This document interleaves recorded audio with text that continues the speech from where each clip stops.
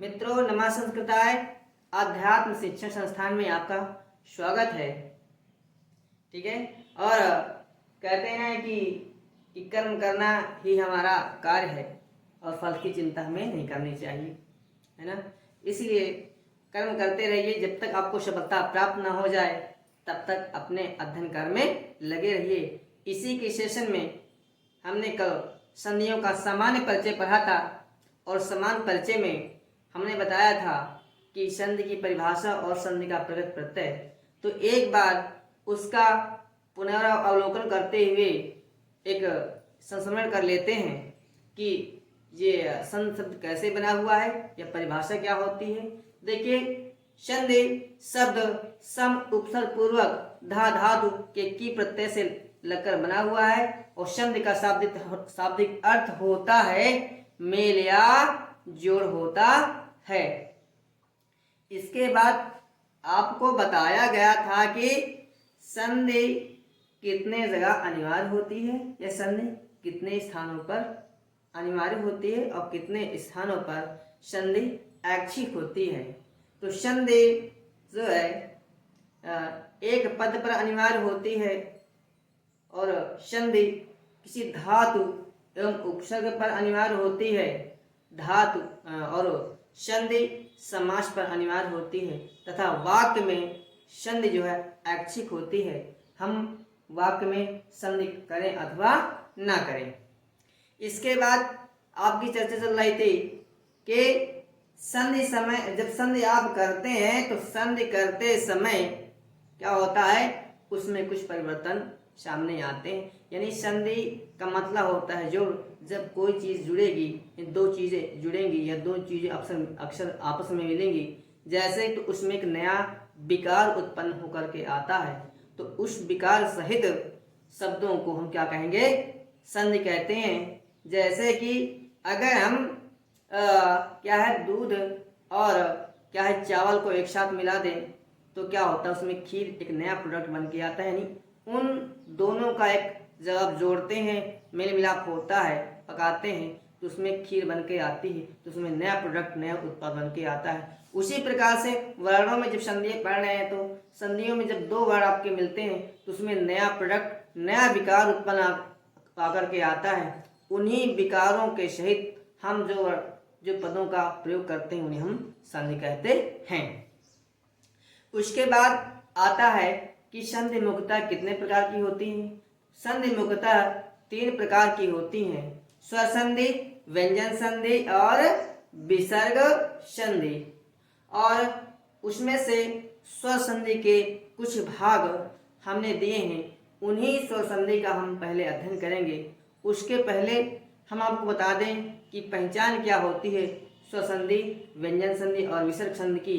तो मैंने बताया था कल कि जब स्वर वर्ण का मेल जब स्वर वर्ण से होगा तो वहां पर स्वर संधि होगी। यानी स्वर वर्ण का मेल से तात्पर्य होता है, क्योंकि संधि करने के लिए हमेशा हमें 2 पदों या 2 वर्णों की आवश्यकता होती है और हमारा मतलब केवल 2 पदों में से प्रथम पद के अंतिम वर्ण से होता है और द्वितीय पद के प्रथम वर्ण से होता है। देखिए, जैसे कि लिखा हुआ है, मैंने कल बताया था, विद्या धन आलय लिखा हुआ है।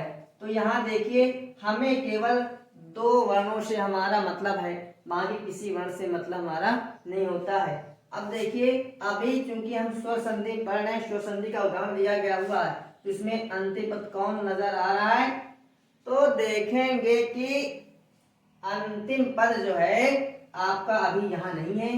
हम इससे क्या करेंगे, इसमें मात्रा कौन सी लगी है, दीर्घ आ की है, तो दीर्घ आ को हम क्या कर लेंगे, बाहर कर लेंगे। इस प्रकार से हम कर लेंगे तो दीर्घ आ सामने आ जाएगा। उसके बाद इसको हम लिख देंगे।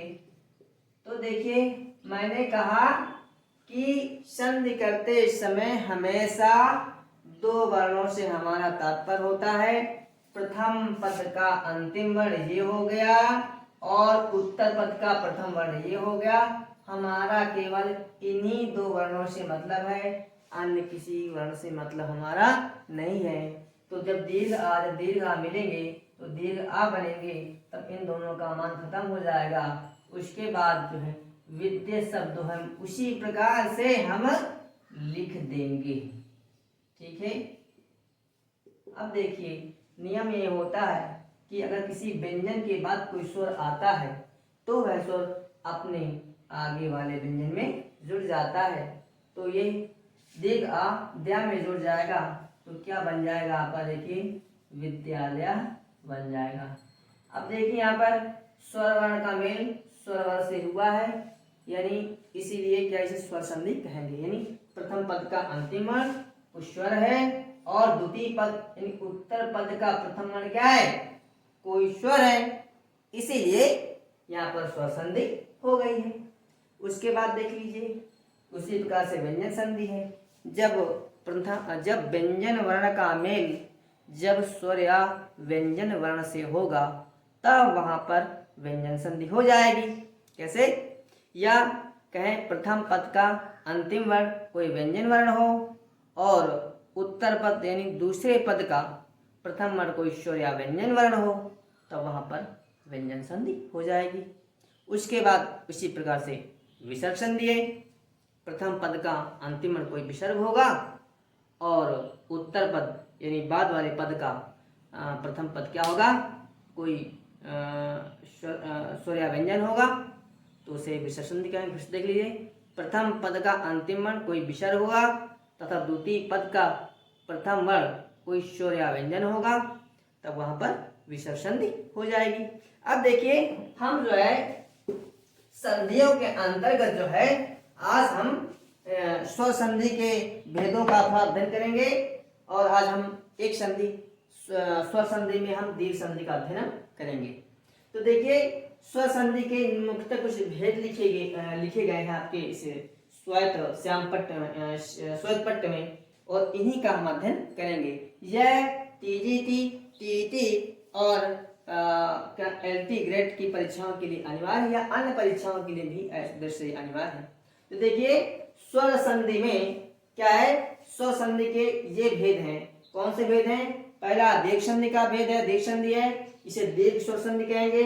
दूसरा है गुण स्वर संधि है, तीसरा वृद्धि स्वर संधि है, चौथा यण स्वर संधि है और पांचवा आयादि स्वर संधि है, छठवा पूर्ण रूप स्वर संधि है, उसके बाद सातवां पर रूप स्वर संधि है, उसके बाद क्या है प्रकृतिभाव संधि है या प्रकृतिभाव स्वर संधि है। फिर से देख लीजिए स्वर संधि के अंतर्गत किन भेदों का अध्ययन करेंगे, दीर्घ स्वर संधि, गुण स्वर संधि, वृद्धि स्वर संधि, यण स्वर संधि, अयादि स्वर संधि, पूर्व रूप स्वर संधि, पर रूप स्वर संधि और प्रकृतिभाव स्वर संधि या प्रकृतिभाव संधि का अध्ययन स्वर संधि के अंतर्गत हम करेंगे। ठीक है।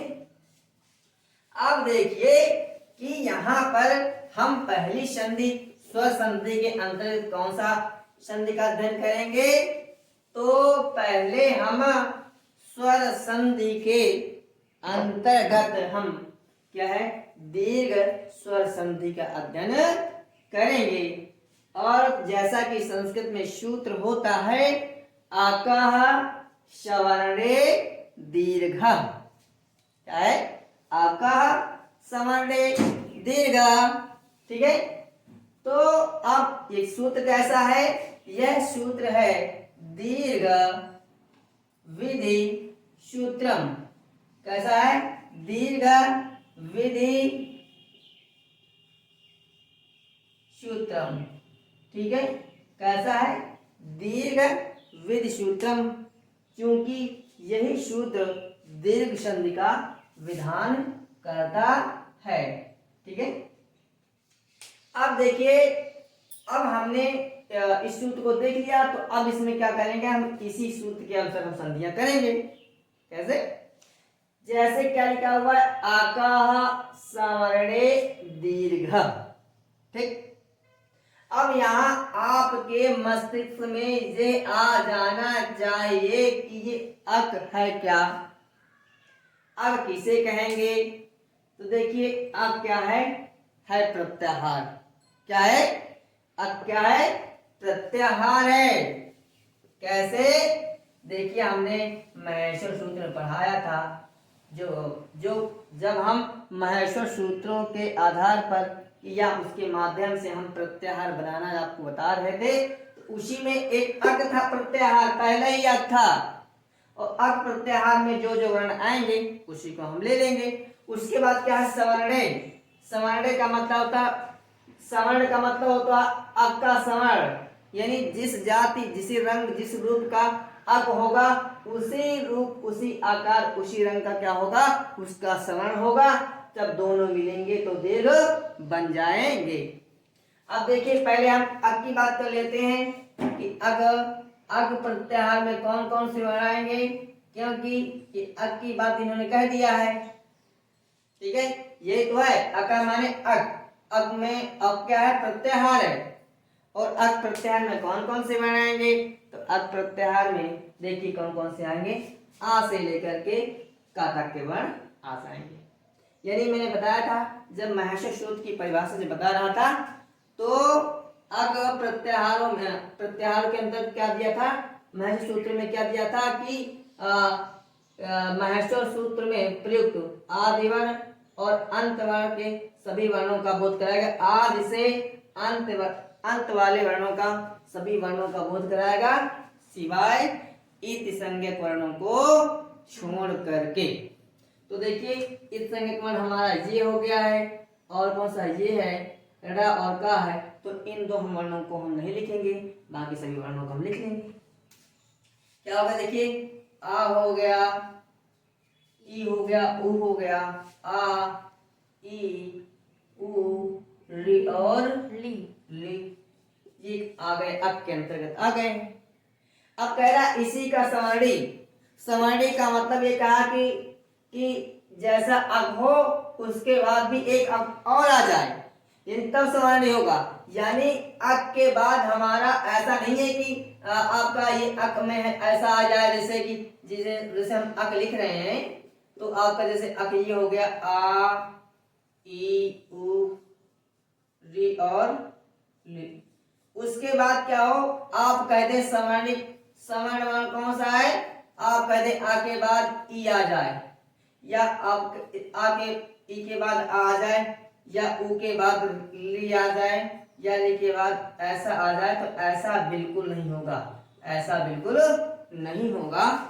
अक का मतलब, सवर्ण का मतलब ये होता है कि जैसा प्रथम पद के अंतिम वर्ण का आकार होगा, उसी आकार का प्रथम पद अंतिम पद के प्रथम वर्ण का होगा। फिर देखिए सवर्ण का मतलब ये नहीं कि आ के बाद ई आ जाए, ई के बाद आ जाए, ऐसा नहीं, बिल्कुल। सवर्ण का मतलब है कि जैसा प्रथम पद का अंतिम वर्ण है, जिस रंग, जिस रूप, जिस आकार का, उसी रंग, उसी रूप का अगर हम दूसरे पद का हम प्रथम वर्ण रहेगा, तभी हम जो उसको सवर्ण कहेंगे, अथवा हम उसको सवर्ण नहीं कहेंगे। तो यहाँ पर देखिए आ के बाद आ गया, इसलिए क्या हो गया, दीर्घ आ हो गया। अब दूसरी बात यहाँ देखिए कि अगर हम आ के बाद ई अगर कर दे रहे हैं, तो यहाँ पर क्या बन जा रहा है, यहाँ देखिए आ के बाद अगर ई बंद कर दे रहे हैं तो हमारा ए बन के निकल के आ रहा है। इसलिए मैंने सवर्ण की बात कही कि सवर्ण का मतलब ये नहीं हो कि आ के बाद ई आ जाए, ऐसा बिल्कुल नहीं होगा। आ के बाद आ ही आएगा तभी सवर्ण होगा, ई के बाद ई आएगा तभी सवर्ण होगा, उ के बाद उ ही आएगा तभी सवर्ण होगा, और ली के बाद री आएगा तभी सवर्ण होगा, और ली के बाद ली आएगा तभी सवर्ण होगा। वरना अगर आ के बाद ई करें तो आपका क्या हो जाएगा, ए हो जाएगा, और ए किस संधि में है, गुण संधि के अंतर्गत आता है। इसीलिए सवर्ण की बात का मतलब होता है आ के बाद आ, ई के बाद ई, उ के बाद उ, री के बाद री, और ली के बाद ली। तो आशा करता हूं इतना समझ में आपके आ गया होगा। ठीक है, अब यहां देखिए क्या होता है कि दीर्घ संधि में क्या होता है, आकार सवर्ण दीर्घ में यदि क्या है, यदि सूत्र में क्या होता है कि यदि ह्रस्व या दीर्घ आ, ह्रस्व या दीर्घ आ, ई, उ, री और री के बाद, देखिए यदि ह्रस्व या दीर्घ आ, ई, उ, री और री के बाद पुनः ह्रस्व या दीर्घ आ, ई, उ, री और ली आए तो पूर्व और पर दोनों के स्थान पर हम क्या करेंगे, दीर्घ कर देंगे। इसको हम इस प्रकार से हम लिख दे रहे हैं।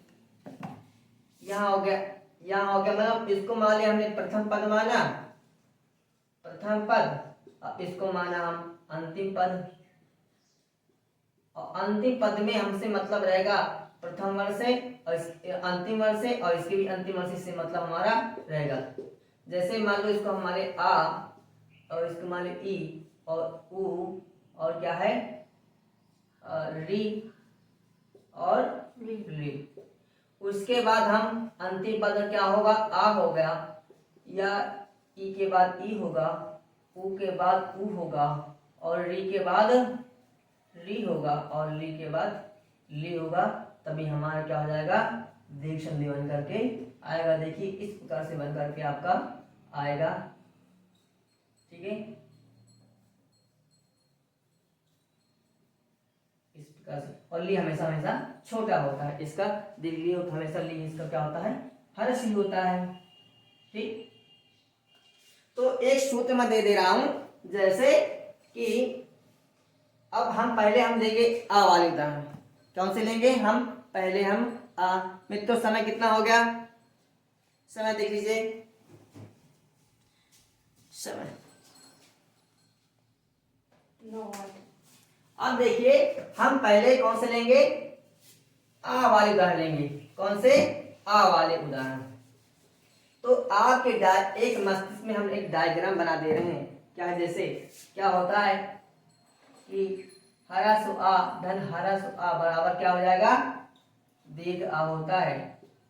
उसके बाद दीर्घ आ धन क्या होगा, ह्रस्व आ बराबर क्या होगा आपका दीर्घ आ।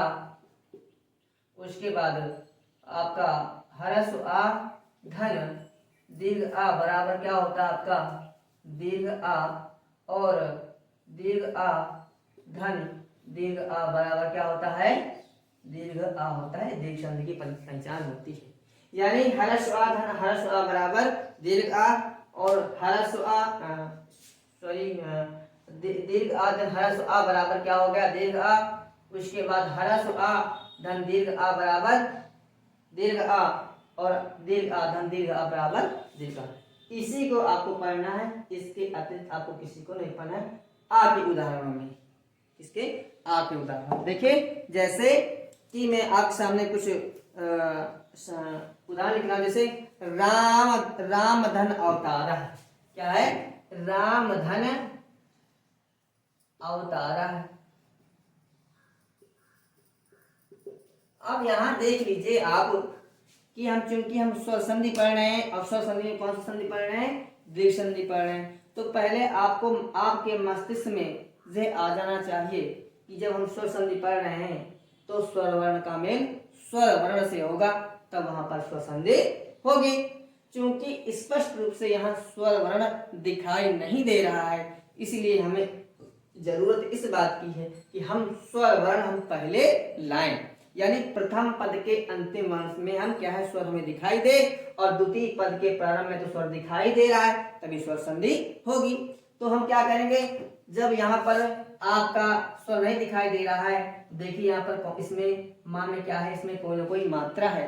कौन सी मात्रा इसमें है, इसमें क्या है, ह्रस्व आ की मात्रा है। ह्रस्व आ इससे बाहर निकाल देंगे, इस प्रकार से राम, इसमें लगा दिया हरंत, अब शुद्ध व्यंजन हो गया, इसमें कोई मात्रा नहीं है।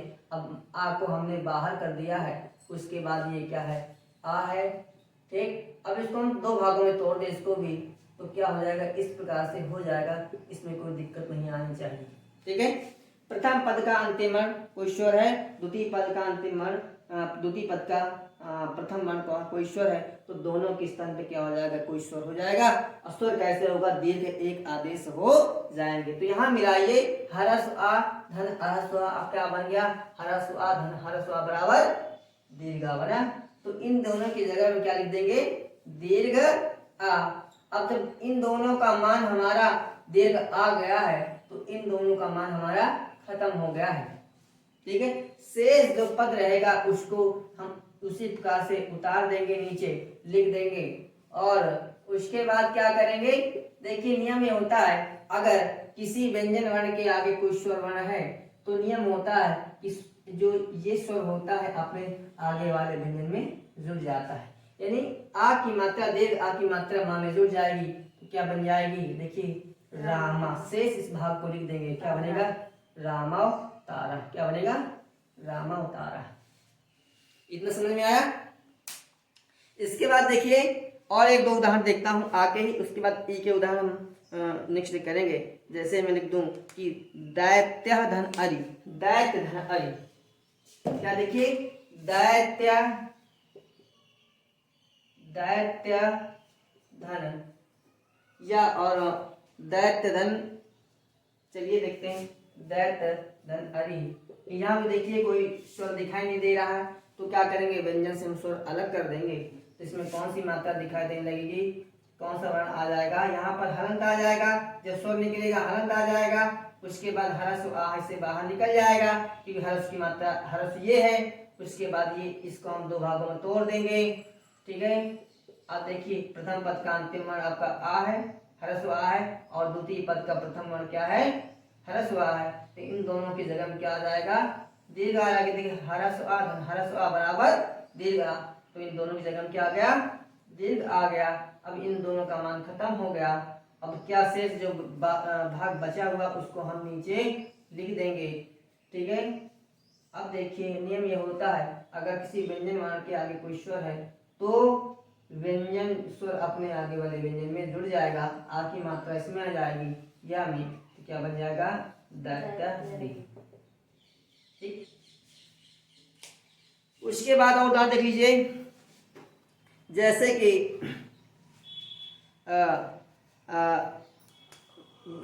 शस्त्र धन आगारा, क्या है, शस्त्र धन आगारा, शस्त्र धन आगारा। अब देखिए इससे कोई स्वर दिखाई नहीं दे रहा है तो सर्वप्रथम क्या करेंगे, हम जो है इस व्यंजन से हम क्या करेंगे, स्वर को हम अलग कर देंगे। तो इस प्रकार से आ जाएगा, इसमें हलंत आ जाएगा, शुद्ध व्यंजन बन गया, इसमें कोई मात्रा नहीं, यही मात्रा हम आगे लिख दे रहे हैं। ठीक, अब देखिए हरस आ धन दीर्घ आ, प्रथम पद का अंतिम वर्ण क्या है, हरस आ है, और द्वितीय पद का प्रथम वर्ण क्या है, दीर्घ आ है। दोनों के स्थान पे क्या आ जाएगा, हरस आ धन दीर्घ आ बराबर दीर्घ आ। तो इन दोनों की जगह में क्या लिखा, बताइए, दीर्घ आ लिखा। अब इनका मान खत्म हो गया, शेष जो बचेगा नीचे हम लिख देंगे।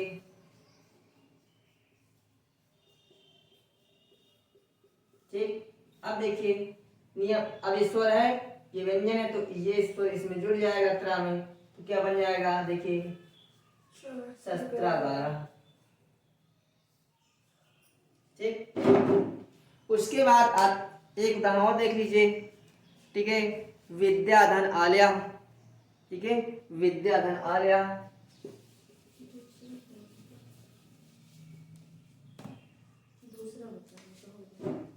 विद्या धन आलया। देखिए इसमें कोई आपका मात्रा नहीं है दिखाई दे, तो क्या करेंगे, द्या से क्या करेंगे, दीर्घ हम क्या कर देंगे, बाहर कर देंगे। तो प्रथम पद का अंतिम हमें दीर्घ अप्राप्त हो जाएगा। उसके बाद क्या है, इसको हम दो भागों में तोड़ देंगे।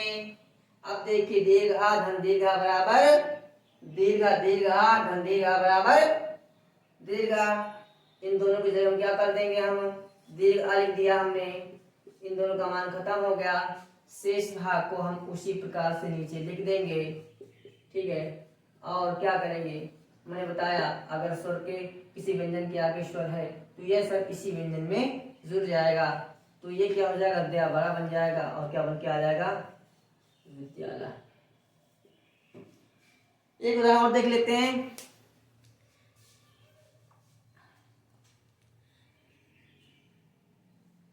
जैसे देखें कि हिम धन आलिया, क्या है, हिम धन आलिया, हिम धन Alia.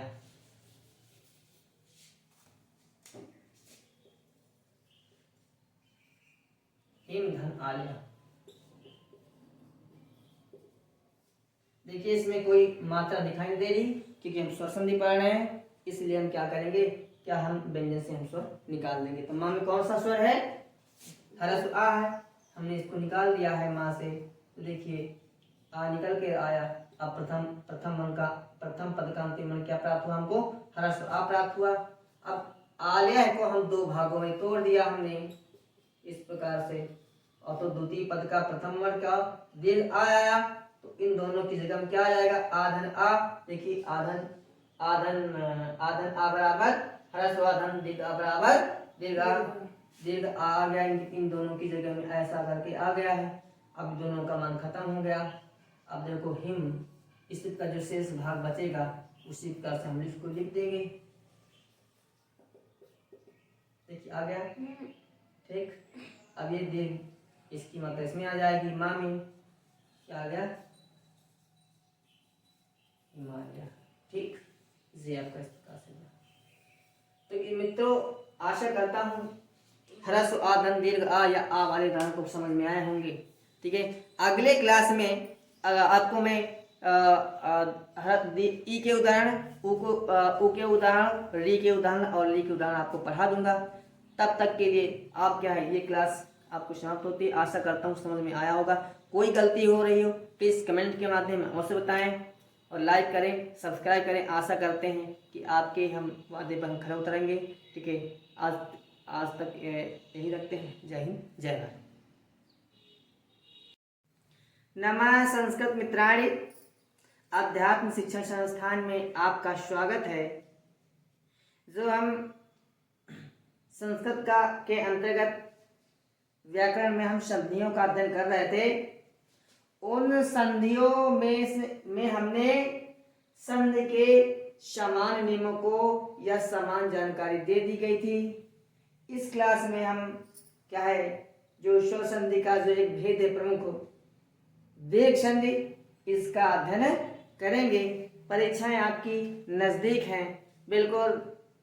TGT, PGT, LT grade, TET की परीक्षाएं बिल्कुल कुछ ही महीनों के अंतराल में सभी परीक्षाएं हो जाएंगी, और इसी के मद्देनजर रखते हुए आपका क्लास प्रारंभ की गई थी। तो समय को ना व्यतीत करते हुए हम क्या है, आज हम क्या है, दीर्घ संधि के स्वर संधि के अंतर्गत आने वाली प्रथम संधि क्या है, दीर्घ संधि का अध्ययन हम करेंगे। कौन संधि, दीर्घ संधि का हम आज अध्ययन करेंगे। इसके पहले मैंने बताया था कि स्वर संधि में स्वर संधि की पहचान क्या होती है, तो एक बार फिर पुनः स्मरण करवा देते हैं कि जब स्वर वर्ण का मेल जब स्वर वर्ण से होगा तब वहां पर स्वर संधि होगी। यानी संधि करने के लिए आपको कम से कम दो पदों की आवश्यकता होती है।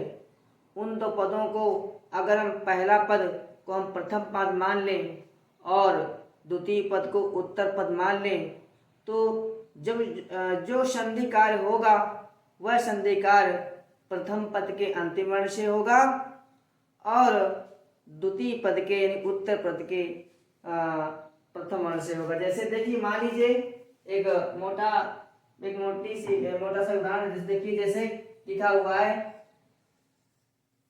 विद्याधन आलय दिया हुआ है आपका। तो जब हम संधि करेंगे, हमने बताया संधि करने के लिए कम से कम दो पदों की आवश्यकता होती है। तो इसको हमने माना प्रथम पद मान लिया, इसको मैंने क्या मान लिया, प्रथम पद मान लिया। इसको मान लिया मैंने उत्तर पद मान लिया है, उत्तर माने बाद वाला पद, और जब संधि करेंगे तो प्रथम पद के अंतिम वर्ण से करेंगे और द्वितीय पद के प्रथम वर्ण से करेंगे। यानी हमें जो मतलब है संधिकार करने के लिए प्रथम पद के अंतिम वर्ण का से तात्पर्य हमारा होगा और द्वितीय पद यानी उत्तर पद के प्रथम वर्ण से हमारा तात्पर्य होगा। बाकी किसी वर्ण से हमारा कोई मतलब नहीं रहता है। जो शेष भाग बचता है उसको हम उसी प्रकार से लिख देते हैं। तो यहाँ देखिए, चूंकि हम स्वर संधि पढ़ रहे हैं तो स्वर संधि में क्या बताया गया है, जब स्वर वर्ण का मेल जब स्वर वर्ण से होगा तब वहां पर स्वर संधि होगी। तो देखिए यहाँ पर अभी स्वर वर्ण आपको दिखाई नहीं दे रहा है। अभी क्या है, द्या, वो भी कौन सा है, दीर्घ द्या दिखाई दे रहा है। इसमें व्यंजन है और व्यंजन भी कैसा है, ये मिश्रित व्यंजन है और इस व्यंजन में क्या है, दीर्घ आ की मात्रा विद्यमान है। तो हम क्या करेंगे, इस द्या से हम दीर्घ आ की मात्रा को क्या करेंगे, हम अलग कर देंगे, तभी स्वर संधि की परिभाषा पूरी हो पाएगी। देख लीजिए, मैंने आपके सामने इस द्या को हमने आ से अलग कर दिया, आपका ये सामने निकल करके आ गया। जो मात्रा थी ये यहाँ निकल के बाहर आ गई। अब और इसमें क्या हो गया, हलंत लग गया। हलंत का मतलब होता है अगर किसी वर्ण के नीचे हलंत लग जाए संस्कृत में तो यह मान लीजिए कि वह वर्ण शुद्ध व्यंजन होता है, उसमें कोई जो है स्वर विद्यमान नहीं होता है। ठीक है, उसके बाद देखिए, अब ये इस वर्ण को हम उसी प्रकार से लिख देंगे। इसको हमने दो भागों में तोड़ दिया है। अब हमारा संधिकार करने के लिए केवल दो ही वर्णों से मतलब है, इससे और इससे। तो मैंने क्या बताया दीर्घ संधि में कि जो हर दीर्घ आ मिलेंगे तो दोनों में जब क्या मिलेंगे, दीर्घ आ बन जाएंगे, तो इनका मान दोनों खत्म हो गया। जो शेष भाग बचेगा आपका उसको हम उसी प्रकार से लिख लेंगे। आपके सामने लिखा जा रहा है, देखिए ऐसे आ गया। अब देखिए क्या है, द्या में कोई मात्रा नहीं है और उसके आगे कोई क्या है, एक स्वर दिया गया है, कोई दीर्घ आ दिया गया है, तो उस दीर्घ आ की मात्रा इसमें जुड़ जाएगी, यानी द्या आपका बड़ा बन जाएगा। तो इस प्रकार से विद्यालय बन जाएगा।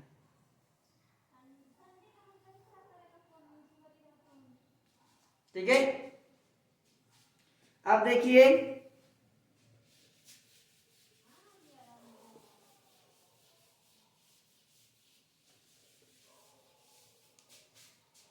उसके बाद आता है पहला सूत्र है स्वर संधि के अंतर्गत आकार समाने दीर्घा।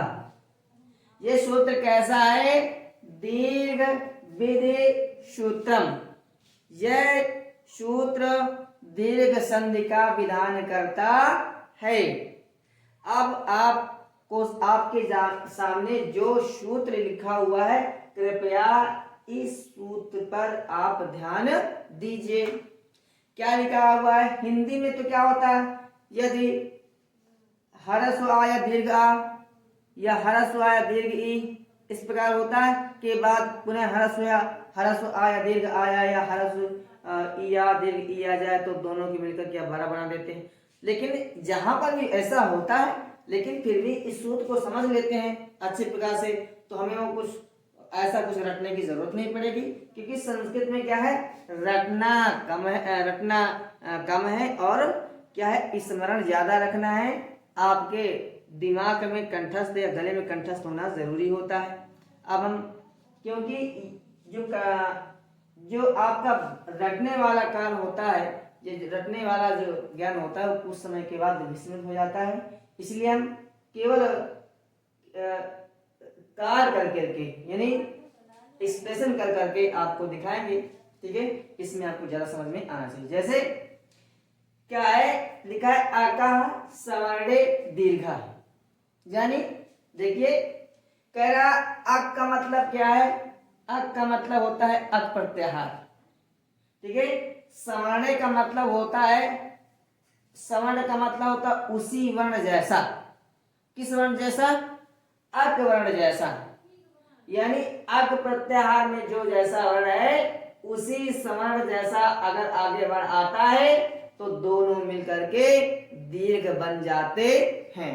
कुछ देखिए कि आकार का मतलब होता है, अक से हमारा मतलब होता है अक प्रत्याहार से। किससे मतलब होता है? अक प्रत्याहार में। अब अक प्रत्याहार में कौन कौन से वर्ण आते हैं? तो देखिए मैंने महर्षक सूत्र आपके सामने लिख रखते हैं, इसीलिए अब मैंने महर्षक सूत्रों को आपको करना बता दिया था कि इसमें इससे प्रत्याहार कैसे बनाते हैं। तो मैं महर्षक सूत्रों से प्रत्याहार बनाने के लिए क्या करते हैं कि महर्ष कहता है उसमें कि महेश्वर सूत्र में प्रयुक्त, ठीक है, जो वर्ण है, यानी प्रत्याहार बनाने के लिए कह रहा है कि प्रत्याहार बनाने के लिए कह रहा है महेश्वर सूत्र में प्रयुक्त प्रथम वर्ण तथा अंतिम वर्ण के मध्य के जितने वर्ण होंगे सबका बोध कराएगा तथा फिर इसमें जो है इत संज्ञक वर्ण को छोड़ देंगे। अर्थात जो अंतिम वर्ण इत संज्ञक वर्ण है जिसमें हलंत लगा हुआ है उन वर्णों की इसमें गिनती नहीं होगी, अर्थात हम उन वर्णों को नहीं लिखेंगे, ठीक है। अब देखिए अक प्रत्याहार बनाते हैं। आपके सामने लिखा है कि अक प्रत्याहार के अंतर्गत कौन कौन से वर्ण आएंगे? तो लिखा है इसमें आ से लेकर के का तक, कहाँ तक? आ से लेकर के का तक के सभी इसके बीच में जितने वर्ण होंगे और कहाँ होंगे? महेश्वर सूत्र में, उन सभी वर्णों को हम लिख लेंगे। तो महेश्वर सूत्र में आ से का तक देखिए आपका आ यहाँ लिखा हुआ है, का यहाँ लिखा हुआ है, तो आ से का तक के सभी वर्णों के लिख लेंगे और जिसमें लगा हुआ हलंत उन वर्णों को हम नहीं लिखेंगे, ठीक है। यानी महर्षि सूत्र में जो अंतिम वर्ण होता है वह इति संज्ञक वर्ण होता है, ठीक है। तो लिख लिया हमने। अब आ गया, लिख लिया, हम याद दे रहे हैं। आ हो गया, देखिए ई हो गया, ऊ हो गया, री हो गया और ली हो गया, ठीक। देखिए आ हो गया, ई हो गया, ऊ हो गया, री और ली, 5 हो गए, ठीक है। जितने वर्ण अक प्रत्याहार के अंतर्गत आ गए हैं।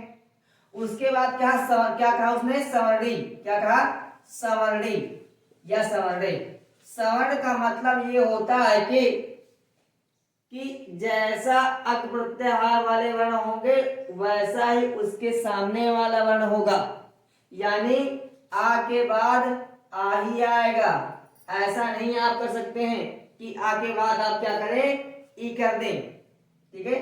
आ ऐसा नहीं हो पाएगा, इस प्रकार से नहीं हो पाएगा। देखिए कि इस प्रकार से कहीं आ जाए, अगर आप ऐसा कर रहे हैं तो ये बिल्कुल गलत होगा। क्या होगा? गलत हो जाएगा। इस प्रकार से बिल्कुल नहीं होगा। सवर्ण, अब आप कह दें कि ऐसा नहीं कि भैया अक प्रत्याहार में तो 1 2 3 4 5 वर्ण है और इसमें भी 1 2 3 4 और क्या है 1 2 3 4 5, 1 2 3 4, इसमें एक वर्ण हमने कौन सा नहीं लिखा है? देखिए उ या री, ठीक है। इसको और सही कर देते हैं थोड़ा सा, इसको थोड़ा सा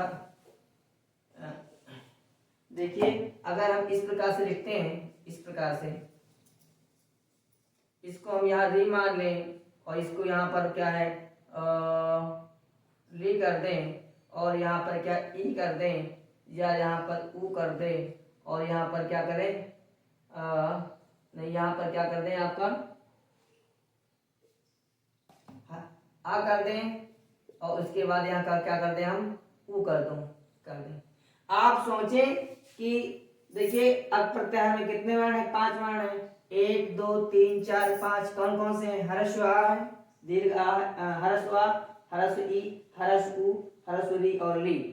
और उसके बाद आप कह दें कि देखिए यहाँ पर तो हर्ष आ रहा है, उसके बाद क्या उ भी आ रहा है, ई भी आ रहा है, ली भी आ रहा है, री मिल तो रहे हैं, लेकिन ये बिल्कुल क्या है? गलत है। क्या है? गलत है।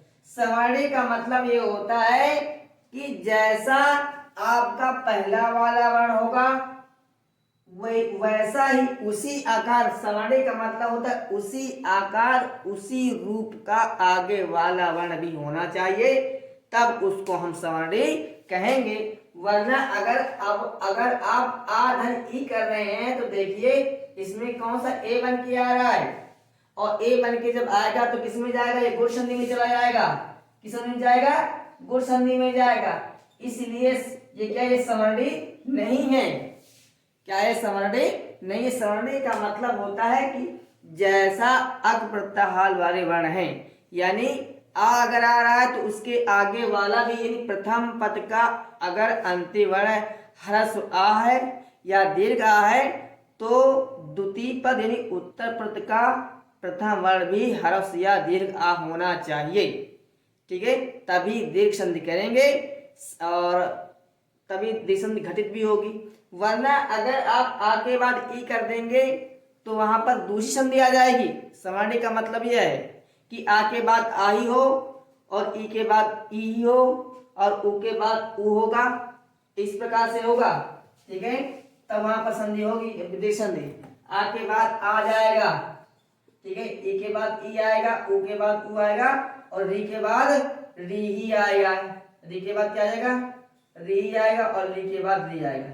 ये आपका सवर्णी है। समझ में आया कि आ के बाद आ ही आएगा, ई के बाद ई आएगा, उ के बाद उ आएगा, री के बाद री आएगा और ली के बाद ली आएगा। तब जाकर के सवर्णी जब मिलेंगे तब ये क्या बनाएंगे, आपको दीर्घ बनाएंगे। क्या बनाएंगे, दीर्घ माने बड़ा। अक मैंने ये बता दिया आपको, अक प्रत्याहार वाले वर्ण, अक प्रत्याहार के अंतर्गत इतने वर्ण आते हैं। सवर्णी का मतलब बताया आपको कि जैसा अक प्रत्याहार वर्ण में वर्ण आ रहा है वैसा उसी प्रकार का आगे वाला वर्ण अगर आता है तो उसको हम सवर्णी मानेंगे। और जब दोनों मिलेंगे तो क्या होगा, दीर्घ बन जाएंगे। क्या बनेंगे, दीर्घ बनेंगे।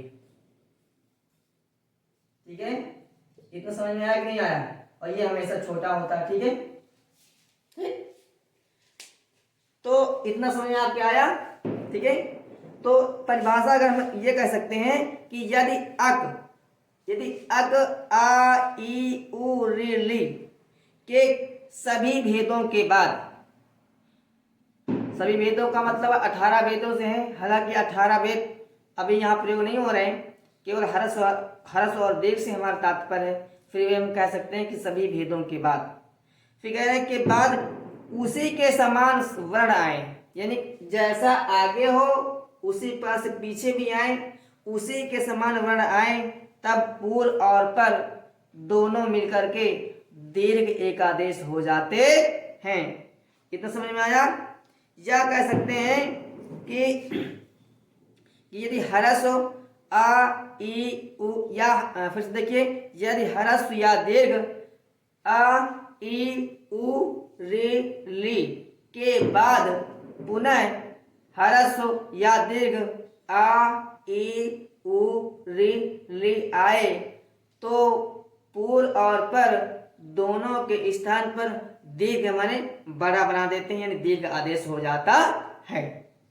इतना समझ में आ गया कि नहीं आया, आ गया है। ठीक है, तो देखिए अब एक तो आपकी सहायता के लिए मैं एक सूत्र लिख देता हूं। क्या लिख देता हूं, एक सूत्र। देखिए क्या लिखना है आपको। जैसे कि हम क्या बना सकते हैं कि देखिए ह्रस्व आ धन दीर्घ, ह्रस्व आ बराबर क्या बनेगा, दीर्घ आ बनेगा। ठीक, ह्रस्व आ धन दीर्घ आ बराबर क्या बनेगा, दीर्घ आ बनेगा। ठीक, दीर्घ आ धन ह्रस्व आ बराबर क्या बनेगा, दीर्घ आ बनेगा।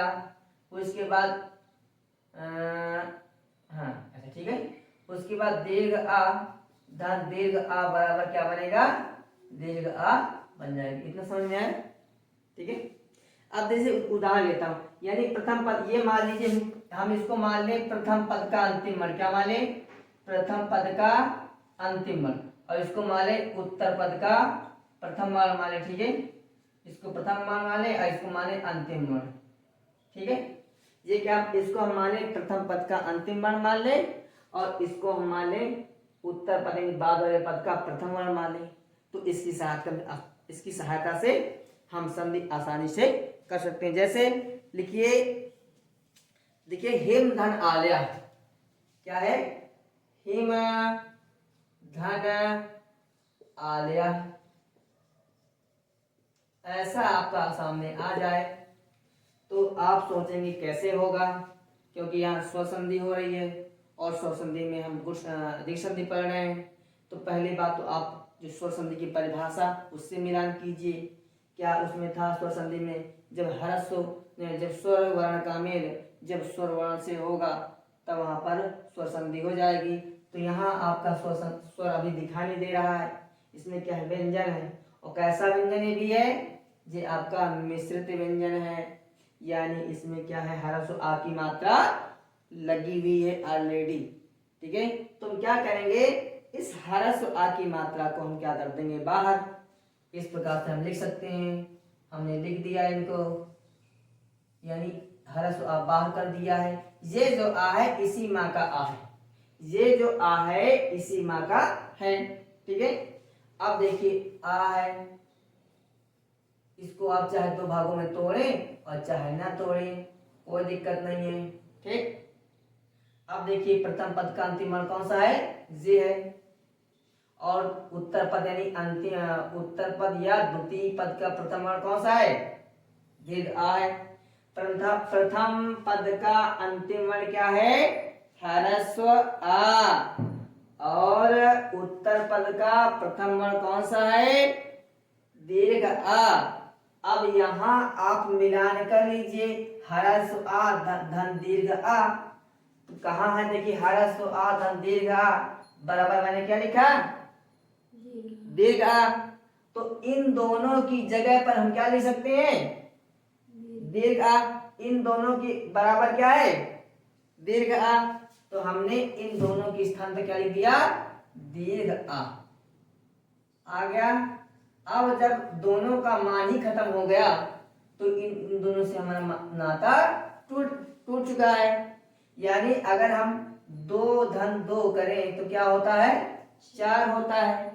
ठीक है, तो इसको या हम इसको कह सकते हैं कि 1 धन 2 बराबर कितना होता है?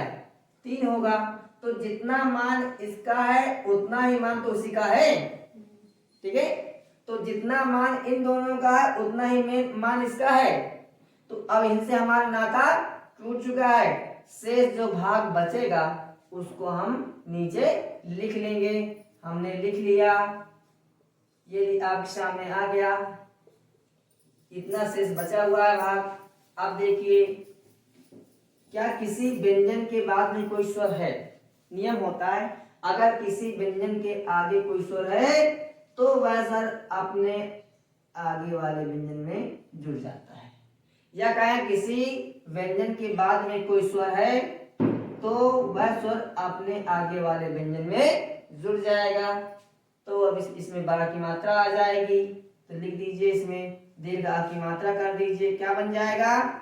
हिमालय है। क्या बन जाएगा? हिमालय। इतना समझ में आया? अब अगला उदाहरण देखते हैं। जैसे कि अब अगला उदाहरण है आपके सामने, पुस्तक धन आलय। इसको नहीं लें तो लिखिए आद्य धन आपी। क्या लिख रहे हैं? आद्य धन आपी। आद्य धन आपी इस प्रकार से आपके सामने आया। चूंकि स्वर संधि पढ़ रहे हैं तो स्वर वर्ण का मेल स्वर वर्ण से होगा। इसमें स्वर दिखाई नहीं दे रहा है, इसलिए क्या करेंगे? स्वर को हम व्यंजन से अलग कर देंगे। तो हमने स्वर को व्यंजन से अलग कर दिया, यानी ये देखिए आपके सामने निकल करके ह्रस्व आ गया। अब इसमें लग गया हलंत, इसमें कोई मात्रा नहीं है। शेष भाग को हम उसी प्रकार से आगे लिख लेंगे। लिख लिया।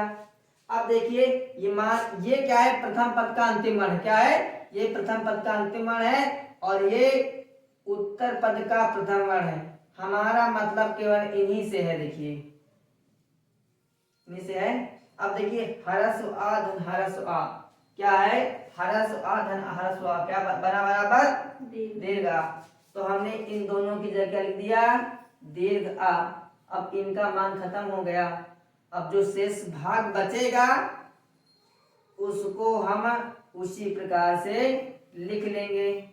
ठीक, देखिए व्यंजन के बाद क्या है कोई स्वर आ रहा है तो नियम ये होता है कि ये जो स्वर होगा अपने आगे वाले व्यंजन में जुड़ जाएगा। तो क्या बनेगा अद्याप बनेगा। क्या बनेगा अद्यापी। क्या बनेगा अद्यापी। ठीक है, इसके बाद आता है आपका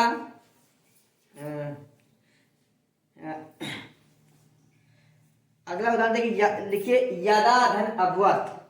क्या है अगला उदाहरण है आपका क्या है यदा धन अभवत।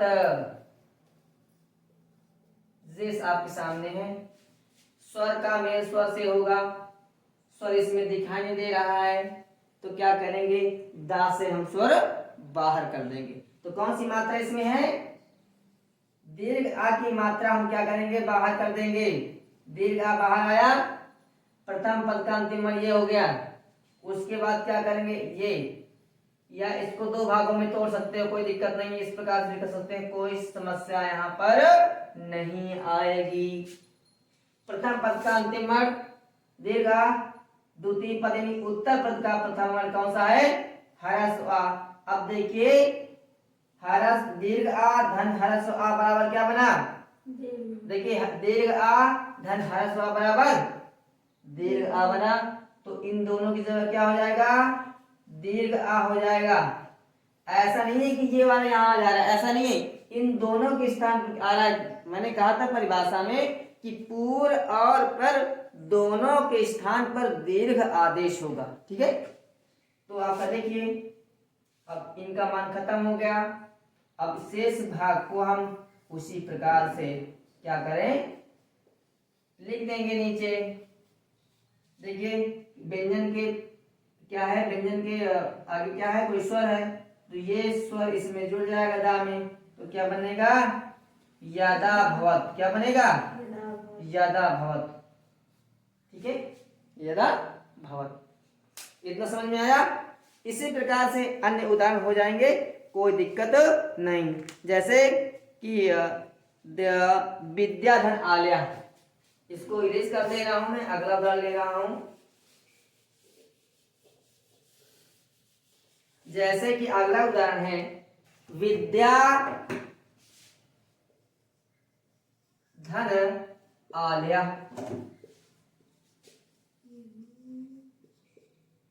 एक स्वर स्वर संधिकरण है। स्वर संधिकरण है इसलिए स्वर का मेल स्वर से कराएंगे। स्वर संधि स्वर नहीं दिखाई दे रहा है इससे तुरंत हम स्वर निकाल देंगे। कौन सी मात्रा है दीर्घ आ की मात्रा है। दीर्घ आ की मात्रा को मैंने क्या किया बाहर कर दिया। ठीक है दीर्घ आ यहाँ पर निकल के आया इससे मात्रा बाहर आ गई। शेष भाग को हम इसी प्रकार से हम इसको हम दो भागों में कर सकते हैं। ठीक है अब दीर्घ आ धन दीर्घ आ बराबर क्या हुआ दीर्घ आ।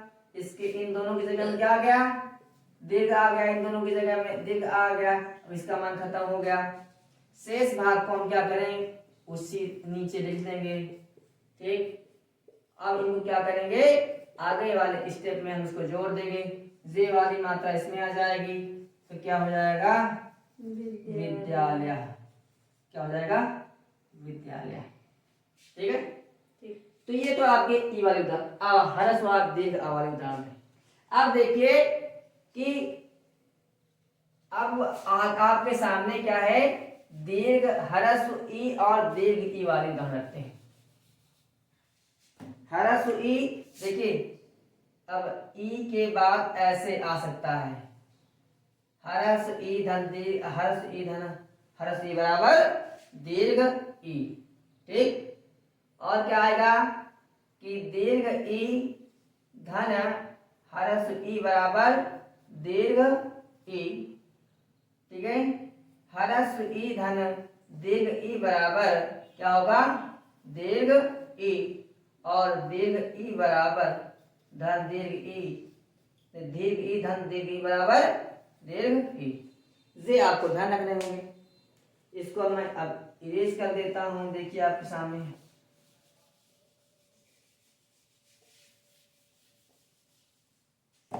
देखिए इसको आपको ध्यान में रखना होगा, सूत्र है। अब देखिए अगला उदाहरण है ई वाले, क्या जैसे स्त्री धन ईसा, क्या स्त्री धन ईसा, श्री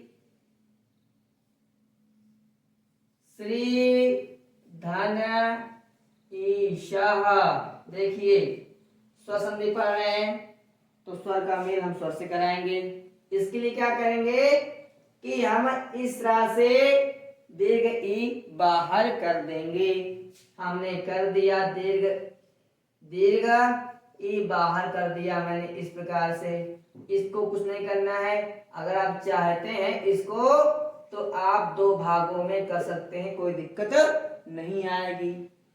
अब देखिए इसको मान लिया हम प्रथम पद का अंतिम वर्ण और इसको मान लिया हम द्वितीय पद का प्रथम वर्ण, मतलब हमारा केवल यहीं से है। ठीक है, तो दीर्घ ई धन दीर्घ ई, दीर्घ ई धन दीर्घ ई बराबर दीर्घ ई। इन दोनों की जगह में क्या हो गया, दीर्घ ई। इन दोनों का मान खत्म हो गया। अब शेष भाग को हम उचित का से लिख लेंगे। ठीक है, सा हो गया। अब इसमें ये जुड़ जाएगा, जाकर ये मात्रा दीर्घ ई की मात्रा इसमें लग जाएगी, तो क्या बन जाएगा, श्रीसा। क्या बनेगा, श्रीसा। ठीक, अगला उदाहरण ले रहे हैं, जैसे कापी धन ईसा। क्या है, कापी धन ईसा। देखिए कापी धन ईसा स्वर संधि वर्ण है, स्वर का मेल हम स्वर से कराएंगे। तो इससे इसमें कौन सी मात्रा है, बताइए कौन सी मात्रा है, हरस ई की मात्रा है। तो हरस ई की मात्रा क्या कर देंगे, बाहर कर देंगे इस प्रकार से। ठीक, और इसको करना है दो भागों में कर सकते हैं, अगर करना हो तो नहीं, कोई जरूरी नहीं है। ठीक, ये क्या है, प्रथम पद का अंतिम वर्ण, ये हरस ई निकल के आएगा। ठीक है, प्रथम पद का अंतिम वर्ण और उत्तर वाले पद का प्रथम वर्ण है, मतलब हमारा इन्हीं दोनों से है। तो क्या करेंगे, अब देखो हरसो ई धन हरस ई बराबर क्या हुआ, हरस ई धन दीर्घ ई बराबर दीर्घ ई। तो इन दोनों के क्या आ जाएगा, इन दोनों की जगह में क्या आएगा, दीर्घ ई। जब आएगा तो इनका मान खत्म हो गया।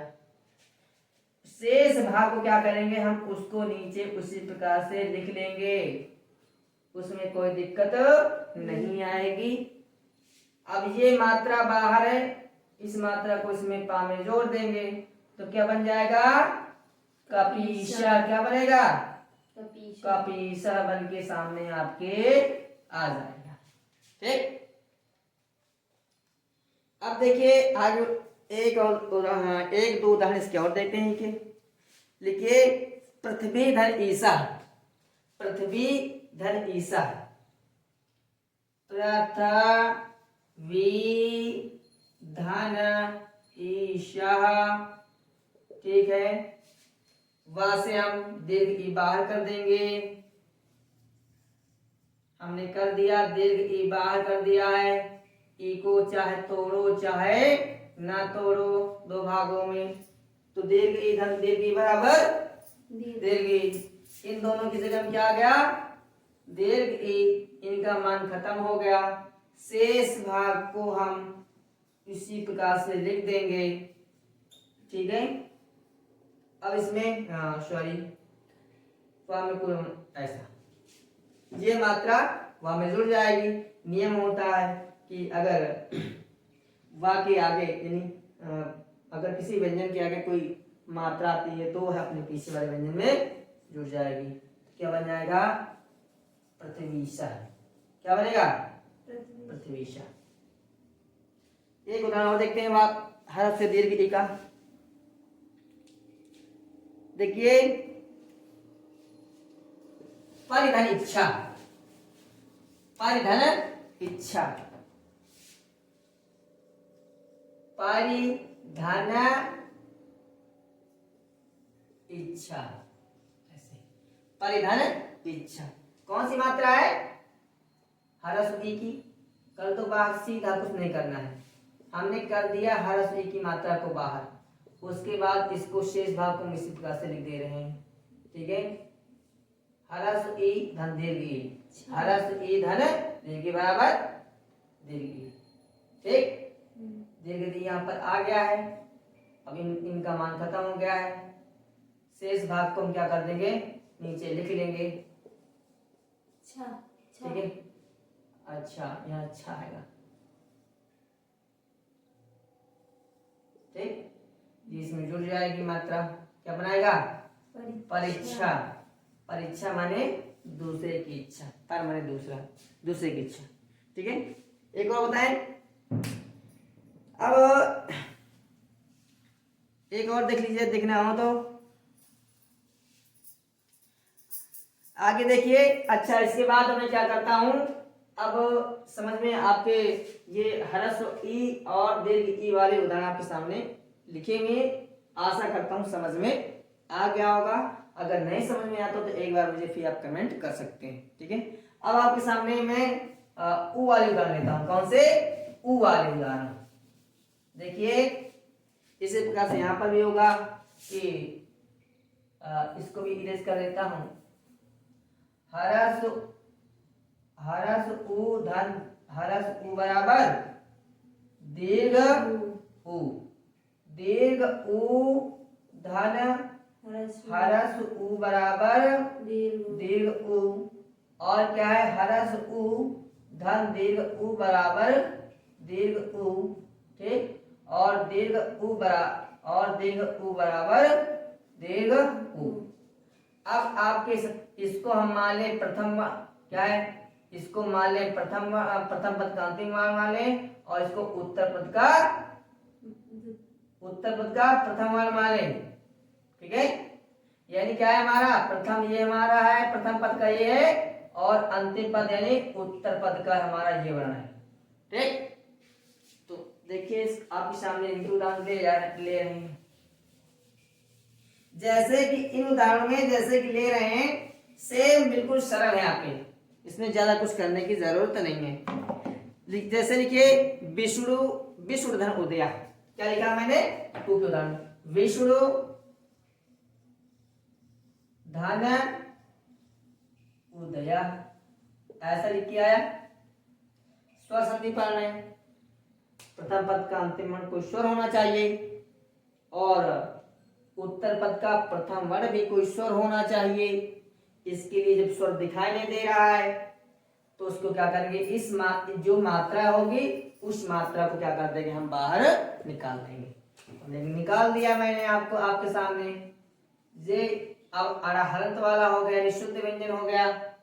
अब ऊ की मात्रा बाहर आ गई, उसको दो भागों में करना हो तो कर सकते हो, ना तो कोई दिक्कत नहीं है।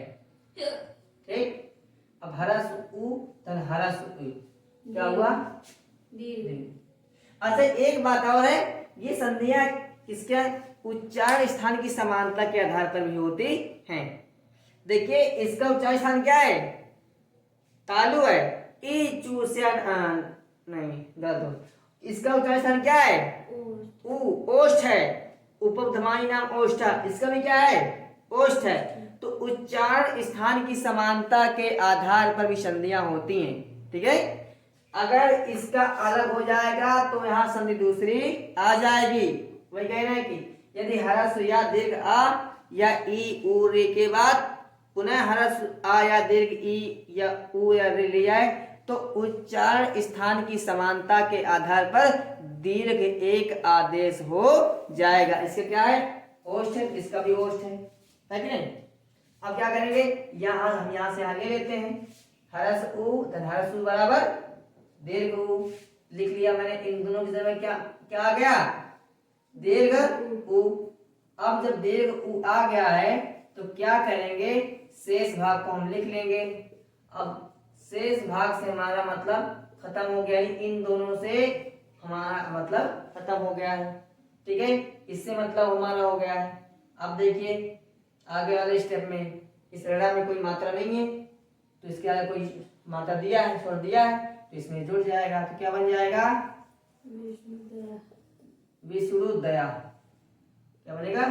विष्णु, विष्णु का उदय। ठीक, अगला उदाहरण देखते हैं। लघु धन ऊर्मी। लघु धन ऊर्मी, देखिए लघु धन ऊर्मी आया। कौन सी मात्रा है? ह्रस्व उ। ह्रस्व उ की मात्रा क्या कर दिया हमने? तुरंत बाहर कर दिया आपके सामने। उसके इसको उसी प्रकार से लिखना लिख सकते हैं, कोई दिक्कत नहीं है। ह्रस्व उ धन दीर्घ उ, ह्रस्व उ धन दीर्घ उ बराबर दीर्घ उ। यहाँ पर दीर्घ उ आ गया, यहाँ से यहाँ तक का मान खत्म हो गया क्योंकि बराबर इनके दिया गया है। ठीक है, तो अब शेष भाग को हम उसी प्रकार से लिख देंगे और ये जो मात्रा होगी इसमें जुड़ जाएगी। तो घा में दीर्घ उ की मात्रा जुड़ गई तो क्या बना? लघुर बना। क्या बना? लघुर बन गया। ठीक है, अगला उदाहरण देखता हूं। वधूधन उत्सव। क्या ले रहे हैं? वधूधन उत्सव। वधू जब वधू धन उत्सव, ये संधि आपकी आ गई, ये संधि आई है और ये इसको बना रहे हैं। कौन सी मात्रा इसमें? दीर्घ उ की है, तुरंत बाहर कर दो। बाहर कर दिया मैंने दीर्घ उ धन, ये इसको लिख देंगे शेष। अगर उत्तर पद का जो शेष भाग है उसको लिख देंगे। ठीक है, देखिए तो दीर्घ उ धन हरस उ, दीर्घ उ धन हरस उ बराबर दीर्घ उ। तो इन दोनों अब यहाँ से इनका मान खत्म हो गया और इनकी स्थान क्या हो गया? दीर्घ उ। शेष भाग को हम नीचे उसी प्रकार से लिख देंगे। ठीक है, ये मात्रा इसमें जुड़ जाएगी। क्या बन जाएगा? वधू उत्सव। क्या बनेगा? वधू उत्सव। वधु का उत्सव, कोई उत्सव ना होगा उसकी बात कर रहा है, वधु उत्सव। तो इस समझ में आया होगा आपके? ठीक है, आशा करता हूँ ये उ वाले उदाहरण भी आपको समझ में आए होंगे। ठीक है, आगे चलते हैं क्योंकि समय कम है और शेष इसी प्रकार से होंगे। उ वाले, ई वाले और भी उदाहरण आप देख लीजिएगा अनुसार। अब अगला उदाहरण मैं देख लेता हूं। क्या देखिए,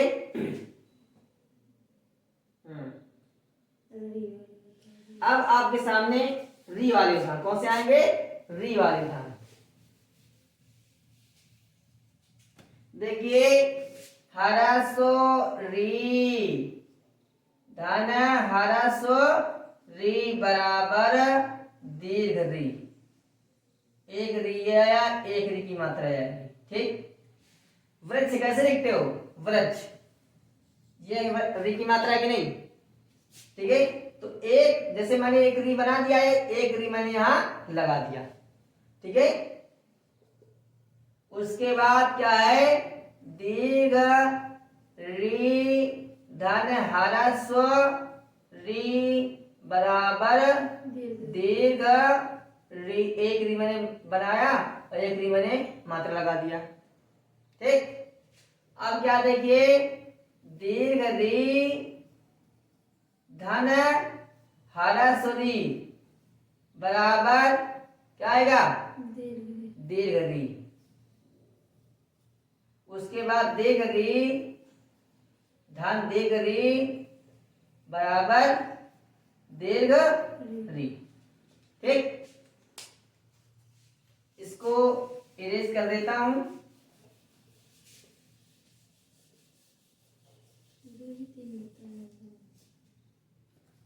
देखिए हरस्वरी धन दीर्घ हरस्वरी धन हरस्वरी बराबर दीर्घ री।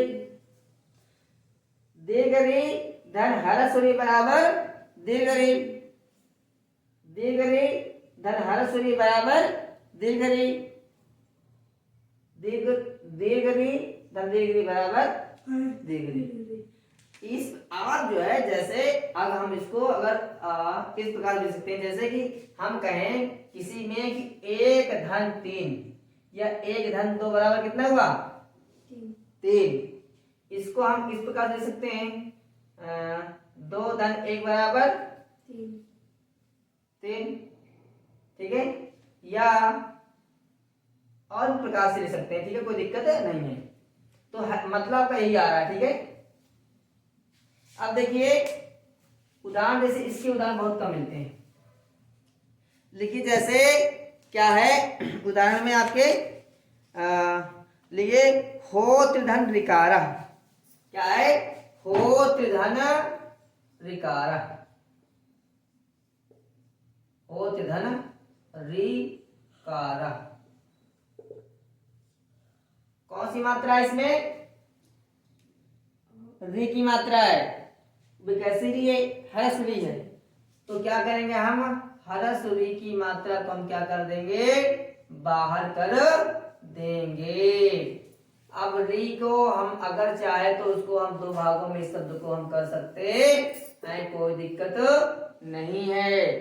ठीक है, अब देखिए हरसुरी धन हरसुरी, हरसुरी धन हरसुरी बराबर दीर्घ। तो इन दोनों की जगह में क्या आ गया? दीर्घ। अब इनका मान दोनों का हो गया खत्म। शेष भाग को हम उसी प्रकार से नीचे लिख देंगे। ठीक, कोई मात्रा नहीं है ता में, ये री से जुड़ जाएगा। तो देखिए इस प्रकार से जुड़ेगा, हो री की मात्रा जुड़ेगी। ठीक, सीधा कारा लिख दो। क्या बना? होत्रिकारा। क्या बनेगा?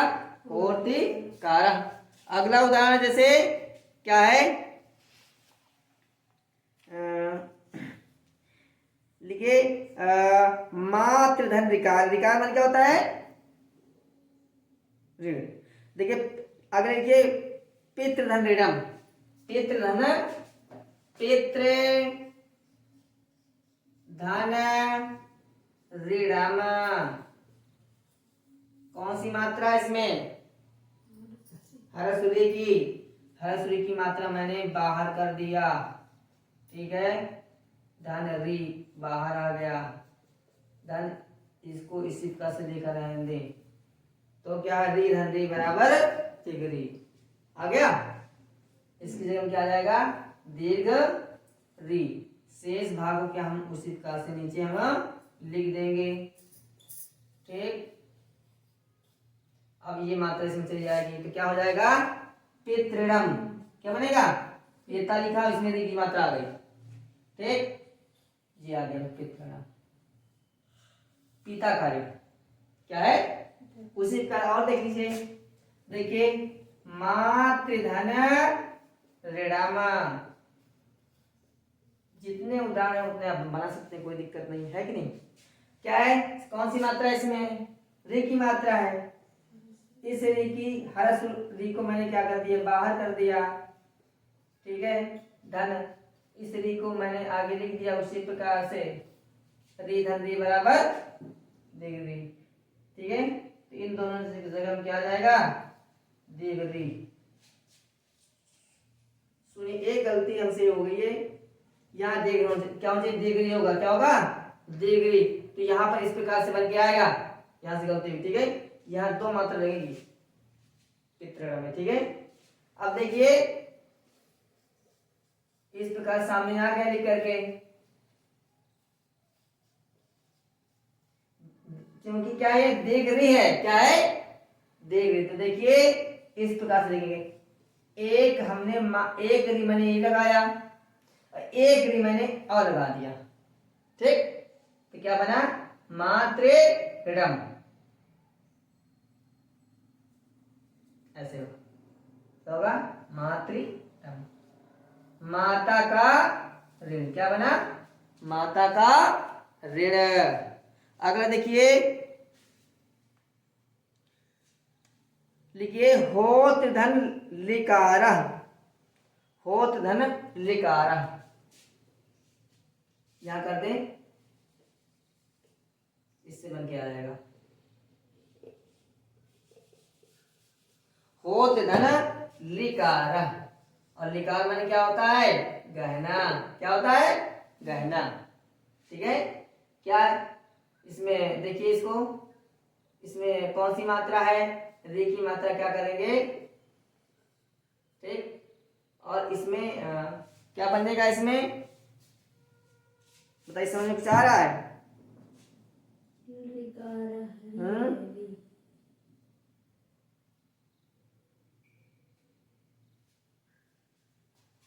तो इसमें देखिए, यहाँ गलत छिपा हुआ, ऐसा बनेगा नहीं। वही था, सही था। होत्री धन,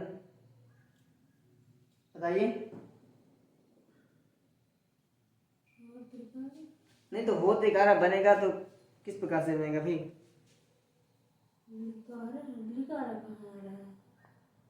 नहीं, उदाहरण किताबों में गलत छिपा है।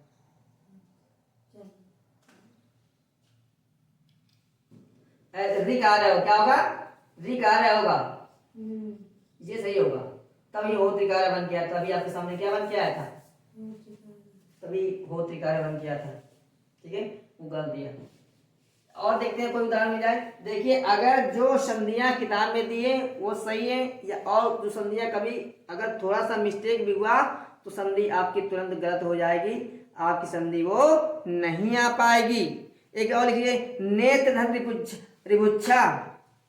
नेत्र धन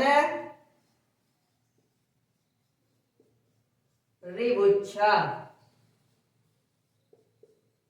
ठीक। कौन सी मात्रा है? री की है। कैसी री है? हरसुरी है। बाहर कर दिया मैंने।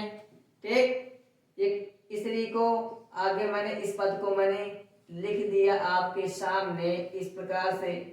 अब देखिए, हरसुरी धन हरसुरी बराबर दीर्घ री। इन दोनों की जगह में क्या आ गया? दीर्घ री आ गया। शेष भाग को मैंने उसी प्रकार से क्या किया? लिख दिया। ठीक। और जो शेष भाग को जो मैंने लिखा है, तो देखिए आपके सामने क्या बन करके आ रहा है। ठीक। ये मात्रा इसमें जुड़ जाएगी, वो भी क्या है? बड़ी री की। क्या बनेगा? एक री मैंने यहां लिख दिया और एक री की मात्रा और लगा दिया। भूक्षा, नेत्र भूक्षा। नेत्र की भूख अर्थात कुछ नेत्र देखना चाहते हैं। एक और उदाहरण देखते हैं, पक्तधन रिजम। पक्तधन रिजसम। देखिए, एक उदाहरण और आप समझ दिया जा रहा है। पक्तधन रिजिसम। पक्तधन रिजिसम। पक्त माने होता है पकाने वाला, और रिजिसम माने होता है तवा, पकाने का तवा। क्या होता है? रोटी पकाने का तवा, है कि नहीं? देखिए, किसकी मात्रा है? री की मात्रा है, भी हरसुरी है। शेष भाग को हम इसी प्रकार से लिख देंगे, रिजिसम। हरसुरी धन हरसुरी, हरसुरी धन हरसुरी बराबर दीर्घ री। तो यहाँ पर क्या आ गया? दीर्घ री। इनका मान खत्म। शेष भाग को आप इसी प्रकार से लिख देंगे। यहाँ ये समझ लीजिए, आपको याद करने की जरूरत नहीं है कि आ धन आ ये बना, या ई धन ई ये बना, उ धन कुछ नहीं याद करने की जरूरत नहीं। इसको आप लिखिए, यहाँ अपने सूत्र में घटित कीजिए, तुरंत आपके सामने जो संधि बनना होगा वो तुरंत आ जाएगी। अब देखिए, इसमें व्यंजन के पीछे क्या कोई स्वर है, तो स्वर अपने आगे वाले व्यंजन में जुड़ जाएगा।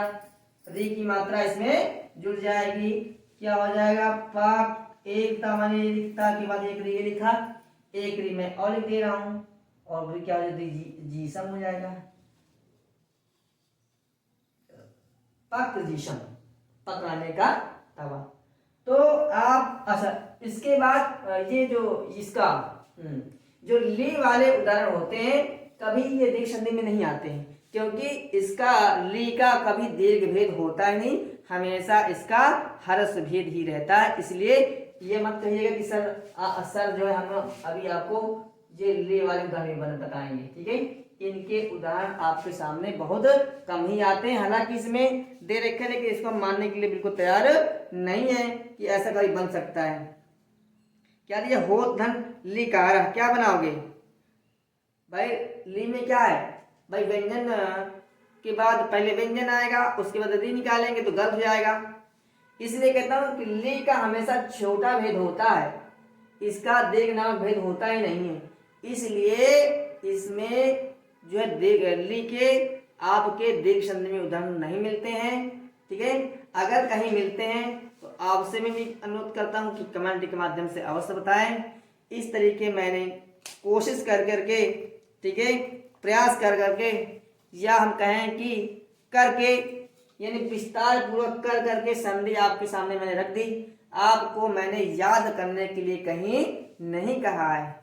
आपसे ये अभी मैं भी आशा करूंगा कि आप उसको याद ना करें, जो मेन सूत्र है याद करने का, जो जैसे दीर्घ संधि का जो सूत्र है आकार सवर्ण दीर्घ, समझ लीजिए और इन सूत्रों को रख दीजिए और आप सीधा करते जाइए।